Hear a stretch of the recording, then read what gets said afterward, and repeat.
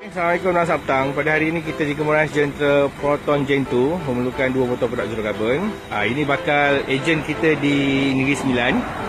Okay, ini praktikal Okay, untuk Gen 2 kita akan cabut hose dia di sini. Kita masukkan hose pendua dan masukkan zero-carbon secara perlahan-lahan hingga habis 1 botol.